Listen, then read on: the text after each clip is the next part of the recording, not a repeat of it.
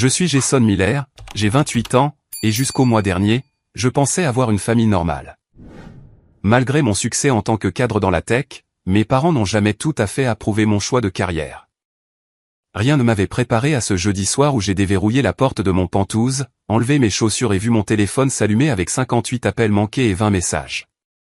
Le dernier disait simplement, « Tes affaires sont dans le garage maintenant. Ryan a plus besoin de ta chambre que toi. » Mon enfance effacée en un seul texto. Avant de plonger dans le déroulement de cette trahison familiale, laissez un commentaire pour me dire d'où vous regardez. Appuyez sur le bouton j'aime et abonnez-vous pour voir plus d'histoires sur la façon de se défendre lorsque la famille dépasse les bornes. Grandir dans la banlieue du Michigan a façonné une grande partie de ce que je suis aujourd'hui, bien que pas toujours de manière positive. Ma maison d'enfance était une coloniale à 2 étages soignée avec une pelouse bien entretenue et des règles strictes assorties. Mes parents, Frank et Diana Miller, dirigeaient notre foyer avec une autorité inébranlable et des valeurs traditionnelles qui laissaient peu de place à la discussion ou à la déviation. Dès mon plus jeune âge, j'ai compris la hiérarchie dans notre famille. Ma sœur Melissa, de 4 ans mon aînée, occupait la position convoitée d'enfant chéri. Elle excellait dans les activités que mes parents valorisaient, jouer du piano aux réceptions de l'église, rejoindre l'équipe de débat et finalement poursuivre des études de commerce à l'université locale où mon père avait des relations. Ses réussites étaient célébrées avec enthousiasme. Ses événements scolaires suivis sans question.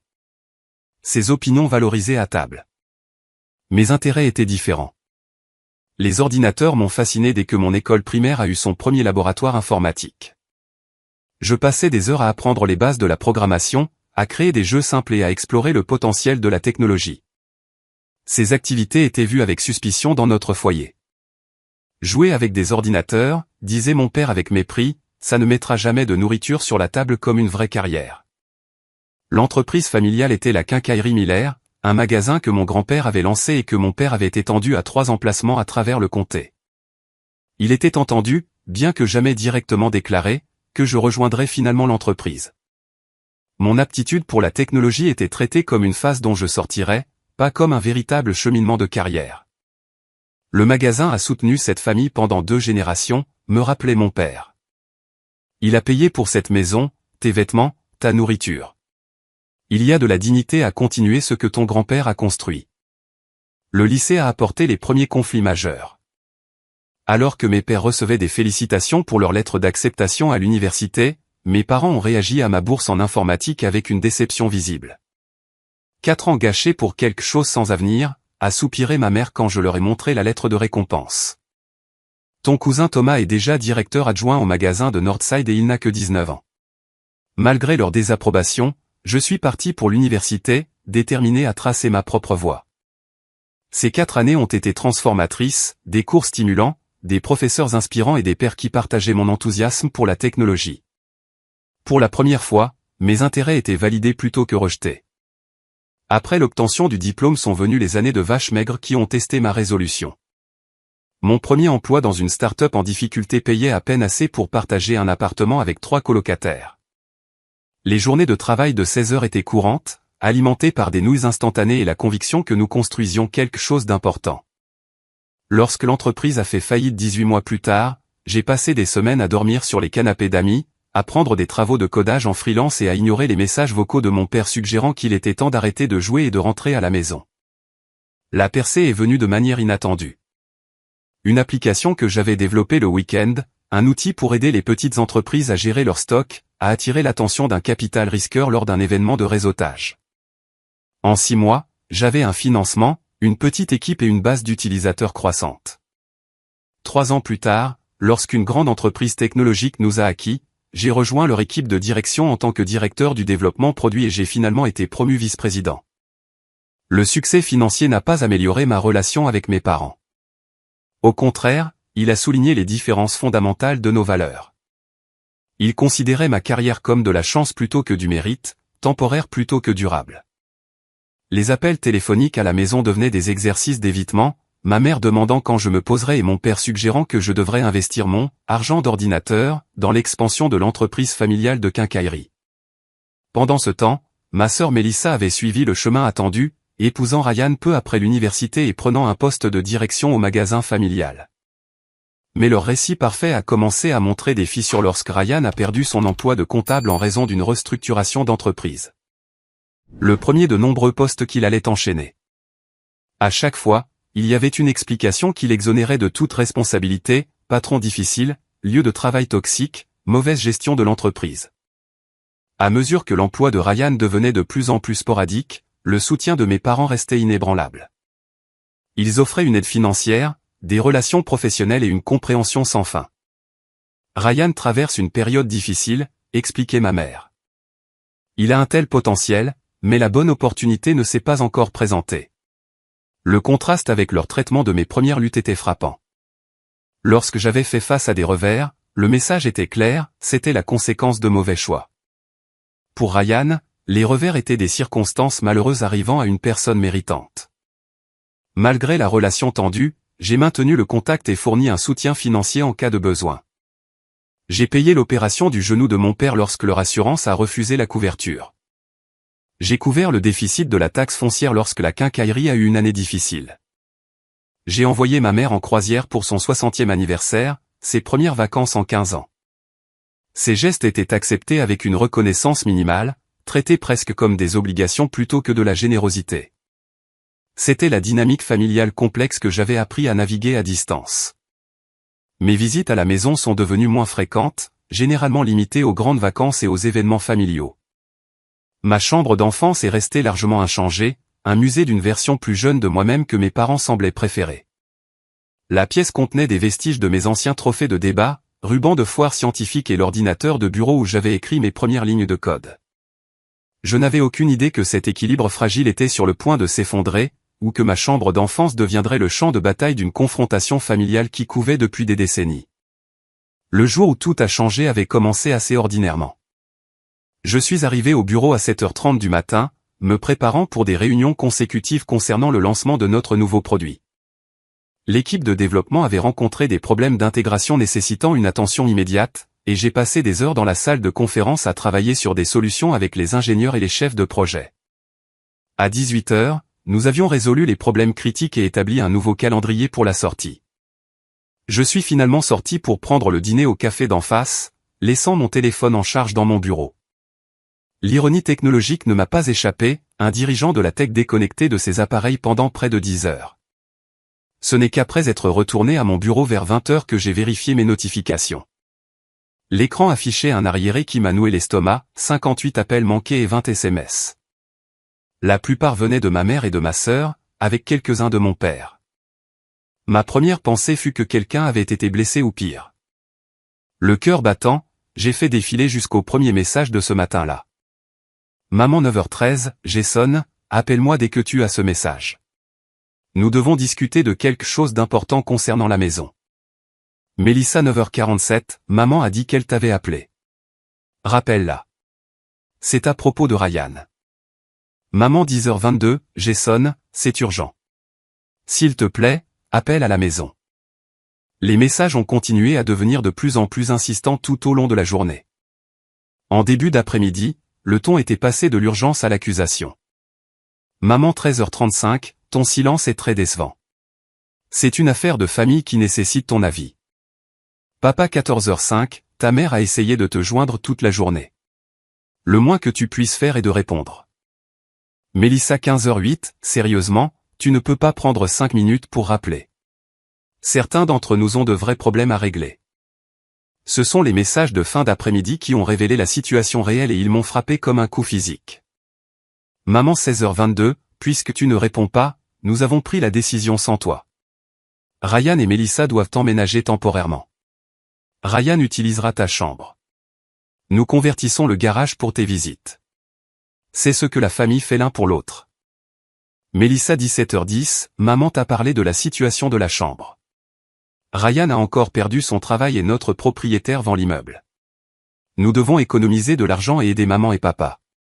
Tu n'es jamais là de toute façon, alors arrête d'être égoïste. Papa 17h45, ta mère est contrariée que tu n'aies pas rappelé. Ryan est déjà en train d'emménager certaines choses. Le garage sera parfaitement bien pour tes visites. Tu ne rentres à la maison que 2 fois par an de toute façon. Le dernier message était arrivé juste 30 minutes avant que je vérifie mon téléphone. J'ai fixé mon téléphone, incrédule. Ils avaient vidé ma chambre sans permission, mis mes affaires en boîte et m'avaient relégué au garage inachevé, tout en s'attendant à mon accord et mon soutien. L'hypothèse de conformité était peut-être l'aspect le plus choquant. Il n'y avait eu aucune véritable tentative de discussion, juste une notification de décision déjà prise. Les appels manqués peignaient un tableau similaire. Il y avait des messages vocaux allant de l'inquiétude à la cajolerie jusqu'à la colère pure et simple. Le dernier message vocal de ma mère apportait le coup de grâce. Jason, ton silence en dit long sur tes priorités. Ryan et Melissa sont aussi de la famille, et ils ont besoin de notre aide en ce moment. Le garage est parfaitement habitable, et nous pouvons ajouter un chauffage d'appoint pour les visites d'hiver. C'est ce que les familles font l'une pour l'autre. Ta sœur ferait la même chose pour toi. J'étais assis à mon bureau, stupéfait par l'audace de tout cela. La chambre elle-même n'était pas le problème. J'avais mon propre logement et je restais rarement pour la nuit lors des visites. C'était le mépris total pour moi en tant qu'individu, le traitement cavalier de mes affaires et l'hypothèse que j'accepterais ce traitement sans poser de questions. Mon premier instinct a été d'appeler immédiatement et d'exprimer mon indignation. Mais quelque chose m'a arrêté. L'expérience m'avait appris que les réponses enflammées à mes parents menaient rarement à des résultats productifs. Au lieu de cela, j'ai envoyé un texto à mon meilleur ami, Marcus, quelqu'un qui avait été témoin de ma dynamique familiale pendant des années. Besoin de perspective. Parents ont donné ma chambre au beau-frère sans demander, déplacé mes affaires au garage et sont maintenant fâchés que je ne sois pas reconnaissant. Est-ce que je réagis trop? Marcus a appelé immédiatement. Mec, tu es sérieux? C'est tordu. Ils ont décidé ça aujourd'hui et s'attendaient à ce que tu sois disponible pour consulter selon leur emploi du temps pendant que tu travailles. Son indignation a aidé à clarifier mes pensées. Ce n'était pas un incident isolé, mais une partie d'un schéma de manque de respect qui caractérisait notre relation depuis des années. Mes sentiments et mes limites n'avaient jamais reçu la même considération que ceux de ma sœur ou de son mari. « Qu'est-ce que tu vas faire ?» a demandé Marcus après que j'ai expliqué toute la situation. « J'ai besoin de temps pour réfléchir », ai-je répondu. Les appeler ce soir ne mènerait qu'à un concours de cris. « Quoi que tu décides, souviens-toi que ce n'est pas un comportement normal », a dit Marcus avant de raccrocher. Les familles saines discutent des changements majeurs. Elles n'exigent pas la conformité et ne punissent pas les questions. J'ai passé le reste de la soirée dans mon Penthouse, entouré de la vie que j'avais construite pour moi-même, contemplant comment répondre à cette dernière crise familiale. L'ironie ne m'a pas échappé. Alors que mes parents vidaient ma chambre d'enfance pour faire de la place à mon beau-frère sans emploi, j'étais assis dans un Penthouse que j'avais acheté grâce à des années de travail acharné dans la carrière qu'ils avaient rejetée. En allant me coucher ce soir-là, j'ai pris une décision. Je conduirai jusqu'à la maison de mes parents le lendemain pour voir la situation de mes propres yeux et avoir une conversation attendue depuis longtemps sur le respect et les limites. Le temps d'éviter le conflit pour maintenir la paix était révolu. Le trajet de 3 heures jusqu'à la maison de mes parents le lendemain matin m'a donné beaucoup de temps pour organiser mes pensées. J'avais décidé d'aborder la situation calmement mais fermement, en traitant non seulement le problème de la chambre, mais le schéma de manque de respect qu'il représentait. Au moment où je me suis garé dans l'allée familière, je me sentais prêt pour tout ce qui m'attendait. Ce à quoi je n'étais pas préparé, c'était la vue qui m'a accueilli en approchant de la porte d'entrée. À travers la fenêtre du salon, je pouvais voir Ryan portant ce qui semblait être ses vêtements dans ma chambre d'enfance. La porte était ouverte, et de mon point de vue, je pouvais voir que la pièce avait déjà été transformée. Mon bureau avait disparu, remplacé par l'équipement d'exercice de Ryan. Les étagères qui avaient contenu mes manuels d'informatique affichaient maintenant les souvenirs sportifs de Ryan. J'ai pris une profonde inspiration et j'ai sonné. Ma mère a répondu, son expression initiale de surprise rapidement masquée par une attitude défensive. « Jason, nous ne t'attendions pas aujourd'hui. Tu aurais pu appeler d'abord. » Son ton suggérait que c'était moi qui enfreignais le protocole. J'ai pensé qu'il valait mieux discuter de la situation en personne, ai-je répondu, gardant mon sang-froid. Puis j'entrai. Elle s'est écartée à contre-cœur. À l'intérieur, mon père était assis dans son fauteuil inclinable à regarder un match de baseball. Il a hoché la tête en guise de reconnaissance mais ne s'est pas levé. « Alors tu as finalement décidé de répondre » a-t-il dit en coupant le son de la télévision. « Ta mère a été contrariée toute la journée d'hier. » Avant que je puisse répondre, Melissa a émergé de mon ancienne chambre. tu t'es vraiment montré. Drame comme d'habitude, Jason. Tu aurais pu juste rappeler comme une personne normale. J'étais en réunion toute la journée, ai-je expliqué, bien que je sache que la justification tomberait dans l'oreille d'un sourd. Mais ce n'est pas la question. La question est que vous avez pris une décision majeure affectant mes affaires sans même me consulter. Ma mère a croisé les bras. Te consulter? Nous avons essayé de t'appeler des dizaines de fois. Tu étais trop occupé avec ton travail d'ordinateur pour décrocher le téléphone. Et si j'avais répondu, aurait-ce été une discussion ou m'auriez-vous simplement informé de ce que vous aviez déjà décidé? Le silence inconfortable a confirmé mes soupçons. Ryan et Melissa ont besoin de notre aide en ce moment, a finalement dit ma mère, sa voix prenant le ton de martyr que je connaissais bien. Ryan a perdu son poste au cabinet comptable. Le nouveau directeur avait des attentes déraisonnables. Ryan est apparu dans le couloir, l'air mal à l'aise, mais pas particulièrement désolé. Et, Jason. Dur pour la chambre, mais on apprécie vraiment que tes parents nous aident. Et vous aviez besoin spécifiquement de ma chambre parce que, ai-je incité. Mon père est entré dans la conversation. C'est la plus grande chambre à part la principale. Ryan et Melissa ont besoin d'espace. Ils ont beaucoup de choses. Tu as réussi maintenant avec ton appartement chic en ville. Tu ne vis même plus ici. Ce n'est pas la question, ai-je rétorqué. La question est le respect. Vous auriez pu m'appeler la semaine dernière, expliquer la situation et demander ce que j'en pensais. Au lieu de cela, vous avez attendu la dernière minute, exigé une réponse immédiate pendant ma journée de travail, puis agi sans mon avis. Notre maison, nos règles, a répondu mon père, retombant sur la phrase qu'il avait utilisée tout au long de mon enfance pour mettre fin aux discussions. Nous n'avons pas besoin de ta permission pour utiliser les pièces de notre propre maison. Melissa s'est avancée, son expression vertueuse. Jason, tout ne tourne pas autour de toi. Ryan et moi ne pouvons pas payer le loyer en ce moment. Le propriétaire a vendu notre immeuble et nous avons 30 jours pour déménager. Ryan est entre 2 emplois et mon salaire au magasin couvre à peine les courses. Où étions-nous censés aller? Je comprends que vous êtes dans une situation difficile, ai-je dit, gardant mon calme. Et j'aurais été heureux d'aider à trouver une solution, mais il ne s'agissait pas de vous aider. Il s'agissait de prendre des décisions sans respect pour moi ou mes affaires. Quelles affaires, a ricané ma mère. De vieux trophées et des livres d'ordinateur.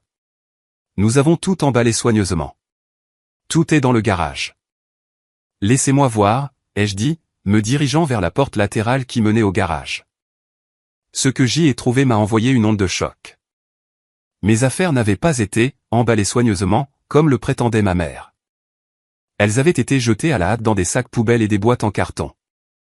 Mes trophées de débat étaient empilés au hasard dans un coin, l'un avec sa figurine cassée. L'ordinateur où j'avais écrit mes premiers programmes gisait sur le côté au-dessus d'une boîte, le boîtier fissuré par une manipulation négligente. Le plus inquiétant fut la découverte de plusieurs sacs poubelles noirs près de la porte. En ouvrant un, j'ai trouvé mes journaux d'enfance, mes certificats de foire scientifique et les livres de programmation que j'avais gardés pendant des années. Ils étaient positionnés comme s'ils étaient prêts à être jetés avec les ordures.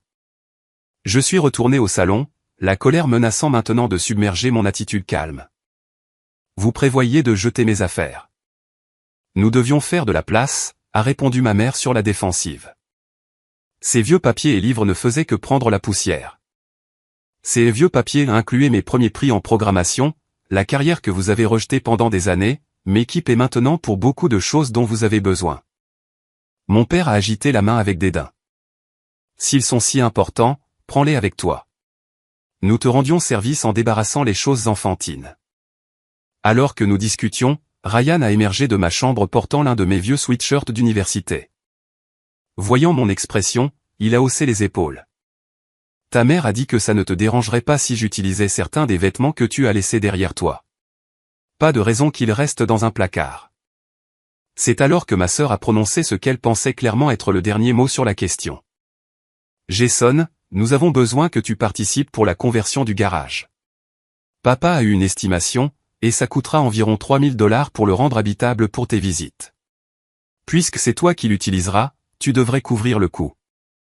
L'audace de la demande m'a laissé momentanément sans voix. Ils avaient déplacé mes affaires sans permission, donner ma chambre à mon beau-frère sans emploi, failli jeter mes souvenirs, et s'attendait maintenant à ce que je paie pour le privilège de dormir dans le garage lors des visites. Mon père a mal interprété mon silence comme de la considération. Et pendant que nous discutons finances, Ryan a une idée d'entreprise qui pourrait vraiment décoller avec un investissement initial. Rien de majeur, 20 000 ou quelque chose comme ça pour commencer. Avec ton salaire technologique, ça devrait être gérable. C'était la goutte d'eau qui a fait déborder le vase. Des années de rejet, de manque de respect et de deux poids deux mesures se sont cristallisées dans ce moment de sans-gêne époustouflant. Il n'avait jamais soutenu mes choix de carrière, avait activement sapé ma confiance à chaque tournant, et me voyait maintenant principalement comme une source de financement pour leur enfant préféré et son mari en difficulté.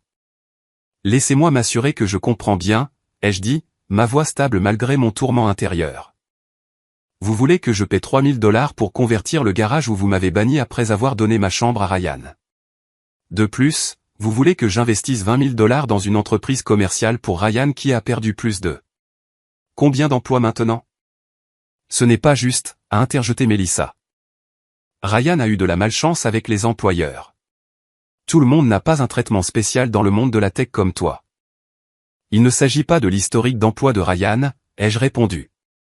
Il s'agit de respect, quelque chose qui a constamment manqué dans la façon dont cette famille me traite. L'expression de ma mère s'est durcie. Si tu ne peux pas aider ta sœur quand elle en a besoin, alors peut-être que tu devrais reconsidérer ce que signifie la famille pour toi après tout ce que nous avons fait pour toi. Qu'avez-vous fait exactement pour moi, ai-je demandé doucement. Vous avez rejeté mes choix de carrière, minimisé mes réalisations, et maintenant vous avez disposé de mes affaires sans mon consentement. À quel moment dans cette relation ai-je été traité avec le même respect que vous donnez automatiquement à Mélissa et Ryan? La question est restée en suspens, sans réponse car sa prémisse était indéniable. Si c'est ce que tu ressens, a finalement dit mon père, alors peut-être que tu devrais prendre tes affaires restantes et partir. La famille signifie se soutenir mutuellement, pas tenir les comptes.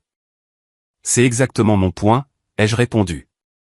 Le soutien dans cette famille n'a jamais coulé que dans une seule direction. Sur ce, je suis retourné au garage et j'ai commencé à rassembler les objets qui comptaient le plus pour moi, le journal, les certificats et quelques souvenirs qui représentaient des étapes importantes. Pendant que je travaillais, l'ampleur de la rupture qui se produisait s'est installée sur moi. Il ne s'agissait pas seulement d'une chambre ou de possession. Il s'agissait de reconnaître un dysfonctionnement fondamental qui avait façonné notre dynamique familiale pendant des décennies. Le trajet de retour vers mon Pentouse était à la fois épuisant émotionnellement et étrangement libérateur. Pour peut-être la première fois de ma vie d'adulte, j'avais directement affronté l'inégalité qui caractérisait mes relations familiales. J'avais nommé le manque de respect qui avait été normalisé depuis si longtemps, et ce faisant, j'avais changé quelque chose de fondamental dans notre dynamique. Alors que je portais les cartons sauvés de mon enfance dans mon Pentouse, le contraste entre ma vie actuelle et la perception que ma famille avait de moi n'avait jamais été aussi frappant. Le salon spacieux avec des fenêtres du sol au plafond donnant sur l'horizon de la ville représentait tout ce que j'avais construit pour moi-même, malgré, et non grâce au soutien de ma famille. Mon téléphone n'avait cessé de vibrer tout au long du trajet de retour. Les messages de ma mère oscillaient entre culpabilisation, je n'arrive pas à croire que tu parlerais à ton père de cette façon, et tentative de minimiser ce qui s'était passé, tu réagis trop comme d'habitude. Les messages de ma sœur étaient plus directement accusateurs, merci d'avoir tout gâché. Maman pleure depuis que tu es parti. J'ai posé le téléphone sur mon comptoir de cuisine et j'ai pris une décision qui était attendue depuis longtemps. Je prendrai du temps loin de ma famille pour établir des limites claires. La première étape était financière. Pendant des années, j'avais discrètement soutenu mes parents de diverses manières. Je payais leurs factures de téléphone portable dans le cadre de mon forfait familial. Je couvrais la différence lorsque la quincaillerie avait des mois difficiles. J'avais même fait les paiements de leur voiture l'année dernière après que mon père se soit plaint du taux d'intérêt de leur prêt. Ces enchevêtrements financiers avaient créé une dynamique malsaine où mon soutien était attendu mais jamais reconnu. Il était temps de me désengager, non par méchanceté, mais comme une étape nécessaire vers une relation plus saine, si une telle chose était même possible. J'ai passé le week-end à passer des appels et à séparer nos affaires financières. J'ai retiré mes parents de mon forfait familial de téléphone portable, transféré le prêt automobile à leur nom et appelé les compagnies de services publics pour supprimer mes informations de paiement automatique. Ce n'étaient pas des actions punitives, mais nécessaires. Je ne pouvais pas continuer à favoriser une relation où j'étais simultanément tenu pour acquis et manqué de respect. Mes amis ont fourni un soutien crucial pendant cette transition difficile. Marcus est venu avec des plats à emporter samedi soir, écoutant pendant que je traitais les événements des derniers jours. J'y pense depuis un moment, a-t-il dit alors que nous étions assis sur mon balcon. Ta famille a toujours eu cette dynamique bizarre où ils rejettent ta carrière tout en bénéficiant. Tu te souviens quand ta mère s'est plainte de ton au boulot d'ordinateur tout en utilisant l'iPhone que tu lui as acheté? Elena, une autre amie proche qui avait été témoin de beaucoup de mes luttes familiales, a appelé pour prendre des nouvelles après que je lui ai envoyé un texto sur la situation. Ce n'est pas à propos de la chambre, a-t-elle insisté. C'est à propos du fait qu'ils ne te voient jamais clairement. Ils ont créé un récit sur toi comme l'enfant qui réussit le moins et ils ne peuvent pas l'ajuster même quand la réalité les contredit complètement. Leurs perspectives ont aidé à renforcer le fait que ma réaction n'était pas excessive ou injustifiée. Pendant des années, j'avais minimisé le dysfonctionnement dans mes relations familiales, trouvant des excuses pour un comportement qui serait inacceptable de la part de n'importe qui d'autre. L'incident de la chambre avait simplement rendu le schéma trop évident pour être ignoré plus longtemps. Le premier test de mes nouvelles limites est arrivé plus tôt que prévu. Pendant 2 semaines, il y a eu un silence relatif de ma famille, mis à part des messages passifs-agressifs occasionnels avec lesquels j'ai choisi de ne pas m'engager. Puis, un mardi soir, mon téléphone s'est allumé avec un appel de mon père. Le premier contact direct depuis notre confrontation. J'ai répondu par un « Allô » neutre, ne sachant pas à quoi m'attendre. Jason, a commencé mon père, sa voix manquant de son ton autoritaire habituel. Nous semblons avoir des problèmes avec les services publics. Ta mère a essayé d'appeler la compagnie d'électricité et ils ont dit que les paiements automatiques ont cessé. Oui, ai-je confirmé. J'ai séparé nos comptes. Je ne couvrirai plus ces factures. Il y a eu un moment de silence stupéfait avant qu'il ne réponde, sa voix montant. Tu ne peux pas juste nous couper comme ça. Ta mère et moi avons un revenu fixe. Le magasin est en difficulté. Et avec Ryan et Melissa restant avec nous maintenant, nos dépenses ont augmenté. Je comprends que les finances sont serrées, ai-je répondu calmement. Mais je ne peux pas continuer à soutenir un foyer où je ne suis pas traité avec respect. C'est encore à propos de la chambre. Tu punis ta mère pour une pièce idiote. Ce n'est pas une punition, ai-je expliqué. Il s'agit d'établir des limites saines.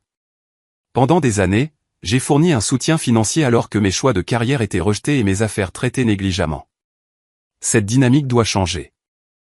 La conversation s'est détériorée à partir de là, se terminant par mon père déclarant que je n'étais plus le fils qu'il avait élevé et raccrochant brusquement. Quelques minutes plus tard, ma mère a appelé, sa voix larmoyante alors qu'elle décrivait comment l'électricité pourrait être coupée si la facture n'était pas payée immédiatement. Maman, ai-je dit doucement mais fermement. Par l'intermédiaire d'amis communs et de la famille élargie, j'en ai appris plus sur la situation chez mes parents dans les semaines qui ont suivi. La dernière idée d'entreprise de Ryan, une application pour connecter les propriétaires avec des bricoleurs locaux, n'avait réussi à obtenir aucun investisseur supplémentaire. Mes parents avaient apparemment contribué plusieurs milliers de leurs économies de retraite, de l'argent qui avait maintenant disparu sans rien à montrer. Melissa avait réduit ses heures à la quincaillerie, prétendant que le stress de la situation affectait sa santé. Cela a encore mis à rude épreuve les finances de mes parents car ils soutenaient maintenant 3 adultes avec seulement le revenu partiel de retraite de mon père et les bénéfices décroissants du magasin. L'électricité a effectivement été coupée pendant 48 heures avant que mes parents ne parviennent à négocier un plan de paiement. Cette information est venue de ma tante Linda qui a appelé pour me donner des mises à jour et, à ma grande surprise, exprimer son soutien. Tes parents ont favorisé ta sœur pendant des années, a-t-elle confié. Beaucoup d'entre nous dans la famille l'ont vu, mais personne ne voulait interférer. On attendait toujours de toi que tu sois le responsable, même quand tu étais plus jeune que Melissa. Sa validation de mon expérience était inattendue et émouvante.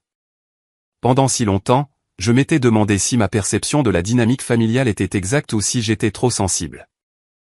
Entendre une aînée de la famille confirmer le schéma a aidé à solidifier ma résolution de maintenir les limites que j'avais établies. 3 semaines après notre confrontation, les appels et les messages de ma famille ont commencé à changer de ton. Les textos de ma mère sont devenus apologétiques plutôt qu'accusateurs.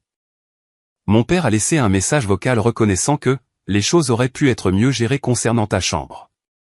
Ma sœur a envoyé un message suggérant que nous dissipions le malaise et recommencions à zéro. Le changement était remarquable, mais pas entièrement surprenant. Avec leurs coussins financiers retirés et la réalité de leur situation devenant apparente, la réconciliation et la reprise potentielle de mon soutien étaient devenues une priorité. J'ai abordé ces ouvertures avec prudence, conscient qu'un véritable changement nécessiterait plus que des remords temporaires motivés par la nécessité financière. Le schéma avait été établi sur des décennies. Il ne serait pas résolu par une seule conversation ou excuse. Alors que je réfléchissais à la façon de répondre à l'attitude changée de ma famille, je me suis concentré sur la construction de la vie que je voulais, une vie définie par le respect mutuel dans toutes les relations. Des limites claires et la liberté de poursuivre ma propre voie sans justification constante. Le voyage à venir serait difficile, mais pour la première fois depuis des années, je me sentais pleinement aligné avec mes propres valeurs et besoins. Après un mois de contact limité, j'ai reçu un appel de ma mère qui semblait différent de ses précédentes tentatives de communication. Sa voix manquait de l'accusation sous-jacente qui avait caractérisé nos récentes interactions. « Jason, j'ai beaucoup réfléchi », a-t-elle commencé. « Ton père et moi tu nous manques. Nous aimerions avoir un dîner de famille ce dimanche juste pour parler des choses. Pas de pression, pas d'attente, juste du temps en famille pour dissiper le malaise. » J'ai hésité, méfiant de retomber dans les vieux schémas. Est-ce que Melissa et Ryan seront là? Oui, ils restent toujours avec nous. Mais ce dîner concerne la guérison de notre relation avec toi. Tout le monde est d'accord pour dire que les choses ont dérapé. Contre mon meilleur jugement, j'ai accepté d'y assister. Une partie de moi espérait que la confrontation avait véritablement déclenché une réflexion et un changement. Peut-être qu'avec des limites claires établies, nous pourrions commencer à construire une dynamique plus saine. Je suis arrivé chez mes parents dimanche après-midi avec un optimisme prudent. Ma mère m'a accueilli avec une étreinte qui semblait presque désespérée dans son intensité. Mon père a offert une poignée de main et un bourru, content de te voir, fils. Aussi proche de la chaleur qu'il l'affichait généralement. Le premier signe d'avertissement est venu lorsque j'ai jeté un coup d'œil vers le couloir et vu que la porte de mon ancienne chambre était décorée d'une plaque en bois indiquant « Chambre de Melissa et Ryan ». Le garage, que j'ai remarqué par une fenêtre, restait inchangé, toujours rempli de boîtes et d'équipements de pelouse sans aucun signe de la conversion qu'ils avaient mentionné. Le dîner a commencé assez agréablement avec des conversations neutres sur la météo et les nouvelles locales. Ma mère avait préparé tous mes favoris d'enfance, rôtis, purée de pommes de terre et tarte aux pommes pour le dessert. L'effort était transparent mais apprécié. Cependant, pendant que nous mangions, la conversation a progressivement dérivé vers des questions financières. Mon père a mentionné les difficultés persistantes de la quincaillerie. Ma mère a déploré la hausse du coût des courses maintenant qu'il nourrissait 4 adultes. Ces commentaires étaient livrés avec des regards en biais dans ma direction, testant si j'offrirais de l'aide. J'ai maintenu un engagement poli sans mordre à l'hameçon, redirigeant les conversations lorsqu'elles viraient trop évidemment vers des préoccupations financières. Cette danse a continué jusqu'à ce que le dessert soit servi, moment où Melissa s'est raclé la gorge pour ce qui était clairement une annonce planifiée. Puisque nous sommes tous ensemble en famille, a-t-elle commencé en regardant Ryan avec un sourire répété, nous voulions partager une nouvelle. Nous attendons un bébé. L'annonce a été accueillie par des exclamations de joie de mes parents. Ma mère a joint ses mains de plaisir tandis que mon père tapait Ryan sur l'épaule avec un enthousiasme inhabituel. Félicitations, ai-je offert sincèrement. C'est une merveilleuse nouvelle. Merci, a répondu Melissa, son expression passant à quelque chose de plus calculé. Bien sûr, cela change quelque peu notre situation. Nous aurons certainement besoin de plus d'espace maintenant, surtout une fois que le bébé sera là. Et avec Ryan toujours en recherche d'emploi et mes heures réduites au magasin, nous sommes inquiets pour les finances. Et c'était là. Le véritable but du dîner de réconciliation, non pas aborder le manque de respect ou établir des limites plus saines, mais tirer parti d'une nouvelle circonstance pour un soutien supplémentaire. Mon père s'est penché en avant. Jason, ta sœur va avoir besoin d'aide pendant cette période. La famille doit se rassembler pour des moments comme celui-ci. Nous pensions, a ajouté ma mère, sa voix douce mais insistante, que peut-être tu pourrais reconsidérer d'aider à nouveau avec les factures, juste temporairement jusqu'à ce que Ryan trouve un poste convenable, et peut-être que tu pourrais aider avec certaines dépenses de bébé.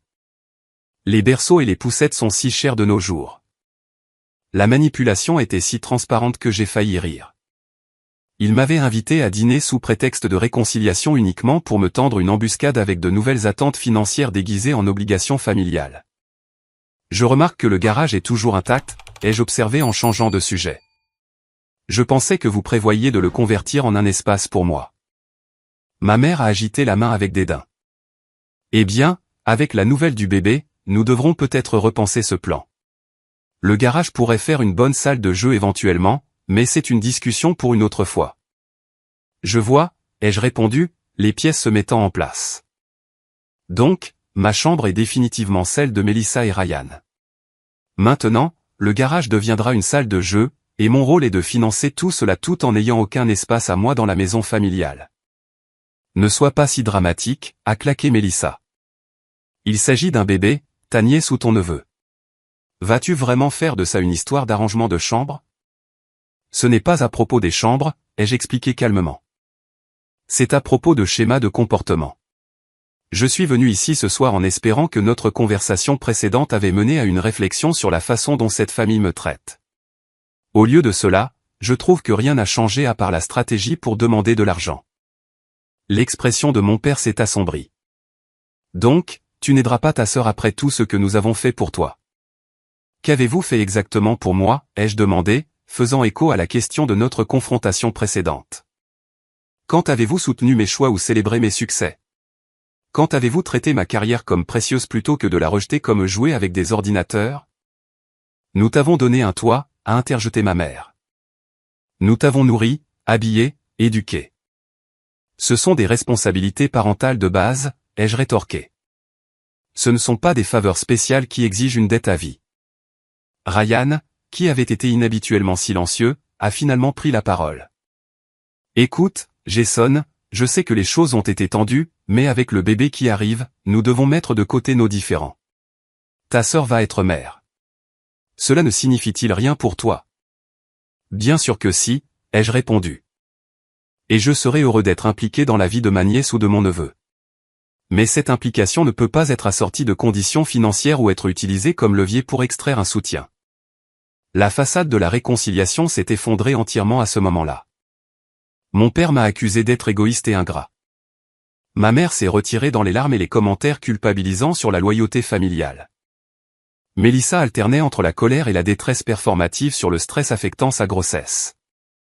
Alors que les accusations volaient, j'ai maintenu un extérieur calme qui démentait ma déception interne. J'avais sincèrement espéré un changement, une certaine reconnaissance des schémas dysfonctionnels qui avaient caractérisé notre famille pendant des années. Au lieu de cela, j'ai trouvé les mêmes comportements manipulateurs simplement adaptés aux nouvelles circonstances. Je pense qu'il est temps pour moi de partir, ai-je finalement dit en me levant de table. Ce dîner n'était pas une réconciliation. C'était pour rétablir l'accès à mon soutien financier. Comment oses-tu, a haleté ma mère. Nous t'avons invité ici par amour. Si c'était vrai, ai-je répondu, alors mon refus de fournir de l'argent n'entraînerait pas cette réaction. Dans une relation saine, l'amour n'est pas conditionnel au soutien financier. Alors que je me dirigeais vers la porte, Mélissa a lancé ce qu'elle pensait clairement être une pique dévastatrice. Si tu pars maintenant, ne t'attends pas à faire partie de la vie de ce bébé. Je me suis retourné une dernière fois. Le trajet de retour était lourd de finalité. J'avais donné une chance réelle à la réconciliation, espérant que des limites claires pourraient mener à des interactions plus saines. Au lieu de cela, j'avais découvert que les schémas étaient trop profondément ancrés pour des solutions simples.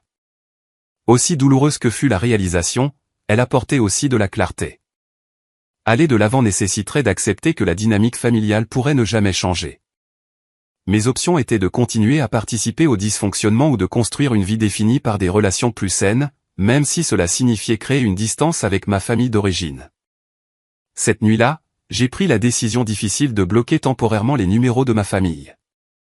Ce n'était pas une solution permanente, mais j'avais besoin d'espace pour traiter les événements de la soirée sans la pression constante de leurs messages et appels. Les limites que j'avais établies n'étaient pas respectées, et parfois la seule façon d'appliquer une limite est de supprimer physiquement la possibilité de sa violation. En regardant les lumières de la ville depuis la fenêtre de mon Penthouse, j'ai ressenti un mélange complexe de chagrin et de résolution. La famille que j'avais toujours espérée n'existait peut-être pas, mais je pouvais toujours créer des liens basés sur le respect mutuel et l'affection véritable. Le chemin à suivre serait difficile, mais nécessaire pour mon propre bien-être. Les mois qui ont suivi le dîner de réconciliation raté ont été transformateurs d'une manière que je n'avais pas anticipée. Sans la ponction constante du drame familial, je me suis retrouvé avec de l'énergie émotionnelle à investir dans la croissance personnelle et des relations significatives. La première étape de mon parcours de guérison a été de trouver un thérapeute spécialisé dans les dynamiques familiales. Le docteur Lipton m'a aidé à comprendre que le comportement de ma famille suivait des modèles classiques d'enchevêtrement et de permissivité. Nos séances hebdomadaires sont devenues un espace pour démêler des années de conditionnement qui m'avaient laissé me sentir responsable du bien-être de ma famille tout en recevant peu de soutien en retour.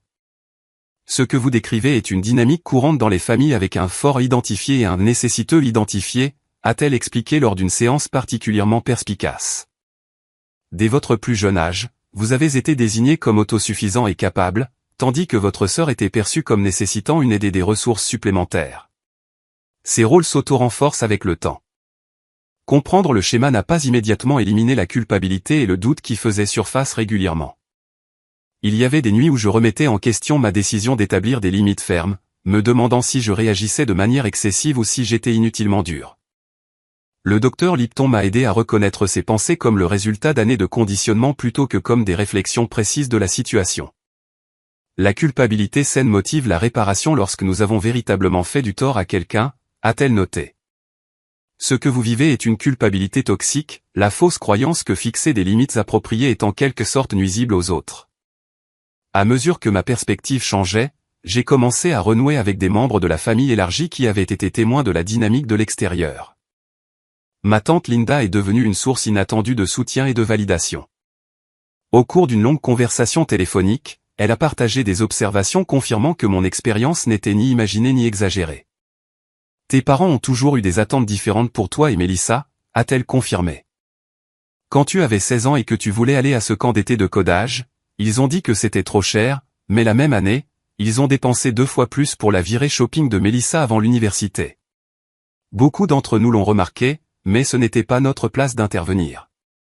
Ces conversations avec la famille élargie m'ont aidé à réaliser que je ne coupais pas tous les liens familiaux, mais que je redéfinissais simplement quelles relations méritaient un investissement. Mon cousin Thomas, autrefois mentionné par mon père comme le chemin idéal que j'aurais dû suivre, a tendu la main de manière inattendue après avoir entendu parler de notre rupture. J'ai toujours admiré la façon dont tu es resté fidèle à ta passion malgré la pression de l'oncle Frank, a-t-il admis. La quincaillerie est en difficulté et je suis piégé dans une carrière dont je n'ai jamais voulu. Tu as été plus intelligent que nous tous en suivant ta propre voie. Le développement le plus significatif est peut-être survenu lorsque mon jeune cousin Alex m'a contacté pour des conseils de carrière. À 22 ans, il faisait face à une pression familiale similaire pour suivre des voies conventionnelles plutôt que de poursuivre son intérêt pour le marketing numérique. Tout le monde dit que ce n'est pas une vraie carrière, a-t-il expliqué lors de notre premier appel vidéo. Mais je vois le potentiel et je suis bon dans ce domaine. Je ne sais juste pas comment gérer les critiques de la famille. Nos conversations ont évolué vers une relation de mentorat qui nous a profité à tous les deux. J'ai aidé Alex à développer des compétences et à établir des contacts dans l'industrie, tandis que sa situation me donnait une perspective sur mon propre parcours. Contrairement à ma relation avec ma famille immédiate, nos interactions étaient caractérisées par le respect mutuel et l'appréciation. Tu es la seule personne dans la famille qui ne me traite pas comme un gamin avec des rêves irréalistes, m'a dit Alex après que je l'ai aidé à obtenir son premier poste professionnel. Au fil des mois, j'ai tissé des liens plus forts avec des amis qui étaient devenus ma famille choisie. Les vacances, autrefois source de stress et d'obligation, se sont transformées en véritables célébrations. Pour Thanksgiving, j'ai organisé un dîner pour des amis qui ne pouvaient pas rentrer chez eux ou choisissaient de ne pas le faire. Noël a inclus un voyage de ski avec Marcus et 3 autres amis proches. Ces rassemblements manquaient du courant sous-jacent de tension qui avait caractérisé les fêtes familiales. Il n'y avait pas de commentaires passifs-agressifs, pas de comptage des affronts perçus, pas d'attente au-delà de profiter de la compagnie des uns des autres. Je me suis retrouvé à me détendre d'une manière qui n'avait jamais été possible lors des événements familiaux. Professionnellement, l'absence de drame familial m'a permis de me concentrer plus pleinement sur ma carrière. J'ai dirigé un projet majeur qui a étendu la part de marché de notre entreprise et a abouti à une promotion au poste de directeur de l'innovation. L'ironie ne m'a pas échappé, la carrière que mes parents avaient rejetée comme « jouer avec des ordinateurs » m'avait fourni une sécurité financière et un épanouissement professionnel bien au-delà de tout ce que la quincaillerie familiale aurait pu offrir. Par l'intermédiaire de connaissances communes, je recevais occasionnellement des mises à jour sur la situation de ma famille immédiate. La quincaillerie avait continué son déclin, fermant finalement 2 des 3 emplacements. Ryan avait enchaîné plusieurs autres emplois, aucun ne durant plus de quelques mois.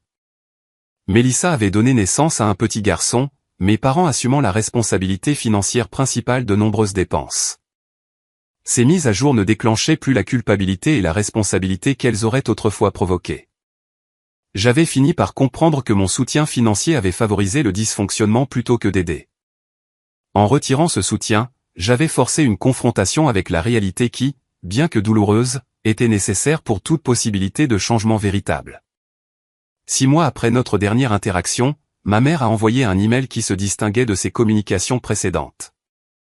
Au lieu de culpabilité ou d'accusation, il contenait une demande simple. Nous aimerions nous rencontrer en terrain neutre pour parler. Pas d'attente, pas de demande, juste parler. J'ai considéré l'invitation, en discutant soigneusement avec le docteur Lipton avant de décider d'accepter une réunion dans un café à mi-chemin entre nos maisons.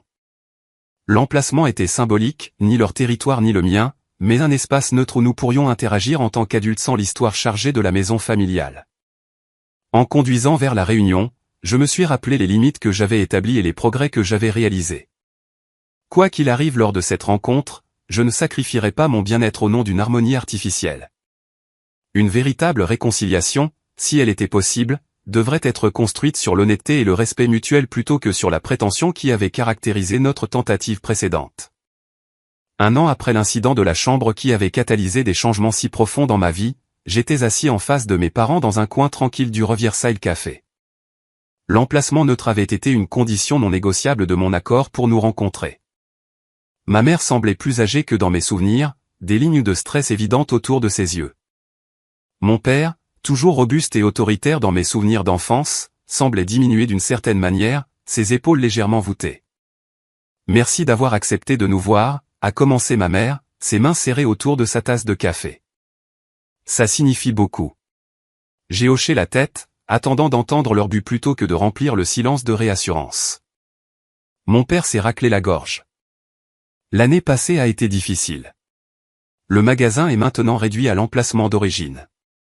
Les affaires ont été lentes. Je me suis préparé à ce que je supposais suivre, une autre demande financière déguisée en réconciliation. Mais mon père m'a surpris en continuant dans une direction différente. « Ce n'est pas pour ça que nous avons demandé à te rencontrer », a-t-il dit, semblant lire mes pensées. « Nous nous débrouillons. Ta mère a pris un emploi à temps partiel à la bibliothèque et j'ai réduit les dépenses au magasin. Nous sommes ici parce que... » Il a hésité, cherchant du soutien auprès de ma mère. « Tu nous manques », a fini ma mère simplement, et nous avons beaucoup réfléchi aux choses que tu as dites sur le respect et les limites. La conversation qui a suivi ne ressemblait à aucune de celles que nous avions jamais eues. Pour peut-être la première fois, mes parents parlaient sans la posture défensive qui avait caractérisé toutes nos interactions précédentes. Ils ont reconnu, avec hésitation au début, puis avec une franchise croissante, le schéma de favoritisme qui avait façonné notre dynamique familiale. Nous avons toujours pensé que Mélissa avait besoin de plus d'aide, a admis ma mère. Tu semblais si capable, si indépendant dès le plus jeune âge. Il est devenu facile de s'appuyer là-dessus, de s'attendre à ce que tu te débrouilles pendant que nous nous concentrions sur ces difficultés. Mon père, moins à l'aise avec la vulnérabilité émotionnelle, a néanmoins offert sa propre reconnaissance. Je ne comprenais pas ton intérêt pour les ordinateurs. Je voulais que tu suives ma voie parce que c'était ce que je connaissais. Quand tu as réussi dans quelque chose que je ne comprenais pas, c'était un défi pour ma fierté. Leurs aveux n'étaient pas parfaits. Il y avait des moments de justification, des tentatives d'expliquer plutôt que de simplement reconnaître. Mais sous l'imperfection, il y avait quelque chose de nouveau, une véritable tentative de me voir clairement, peut-être pour la première fois. Nous ne demandons pas d'argent, a déclaré mon père fermement. Nous ne te demandons pas d'oublier ce qui s'est passé. Nous voulons juste une chance de mieux faire à l'avenir. Je m'étais préparé à de nombreux scénarios, mais cette humble demande m'a pris au dépourvu. Je m'étais attendu à maintenir mes défenses contre la manipulation, pas à naviguer dans ce qui semblait être de véritables remords. Et Mélissa et Ryan, ai-je demandé. Où en sont-ils dans tout ça? Ma mère a soupiré. Ils vivent toujours avec nous. Le bébé, ton neveu Thomas, a 7 mois maintenant. Ryan a trouvé un travail stable dans un entrepôt. Pas ce qu'il voulait, mais un revenu fiable. Mélissa commence à accepter certaines réalités. Ils ne savent pas que nous te rencontrons. Mon père a ajouté, c'est à propos de notre relation avec toi, pas d'eux. Nous avons parlé pendant près de 3 heures, traversant des années de blessures et de malentendus accumulés. Il y a eu des moments difficiles où les vieux schémas menaçaient de refaire surface, l'instinct de ma mère de minimiser, la tendance de mon père aux déclarations autoritaires, mais à chaque fois, ils se sont repris, faisant des efforts visibles pour écouter plutôt que de se défendre. Vers la fin de notre conversation, ma mère a tendu la main à travers la table, s'arrêtant juste avant de toucher la mienne. Nous aimerions faire partie de ta vie à nouveau, de la manière qui te convient. Nous savons que nous ne pouvons pas défaire le passé, mais peut-être que nous pouvons construire quelque chose de nouveau. J'ai considéré leur demande attentivement. Les progrès qu'ils avaient montrés étaient significatifs, mais j'étais aussi conscient qu'un changement durable nécessiterait un effort constant dans le temps. Les limites que j'avais établies avaient été nécessaires pour mon bien-être, et je n'étais pas prêt à les sacrifier au nom d'une réconciliation facile.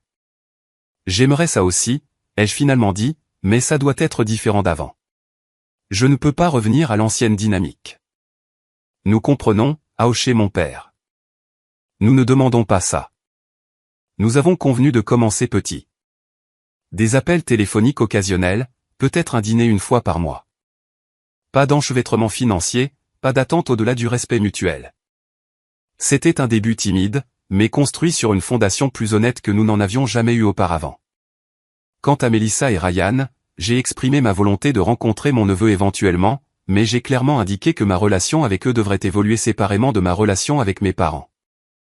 Le système familial enchevêtré qui nous avait définis pendant si longtemps était en train d'être démantelé, remplacé par des limites plus claires et des connexions individuelles. Dans les mois qui ont suivi cette première réunion, nous avons lentement reconstruit notre relation. Il y a eu des revers, des moments où les vieux schémas ont refait surface et ont dû être traités. Mais il y a aussi eu de véritables progrès. Mon père a assisté à une conférence technologique où j'étais conférencier principal, faisant un effort visible pour comprendre la carrière qu'il avait rejetée pendant si longtemps. Ma mère a commencé à poser des questions sur ma vie et mes intérêts sans ramener immédiatement les conversations à Mélissa ou aux obligations familiales. Plus significativement, ils ont respecté les limites que j'avais maintenues concernant le soutien financier. Lorsque le magasin a fait face à un autre trimestre difficile, ils m'ont informé de la situation mais ont explicitement déclaré qu'ils ne demandaient pas d'aide. Lorsque j'ai finalement offert un petit prêt commercial avec des conditions claires et des attentes de remboursement, c'était mon choix plutôt que leur exigence.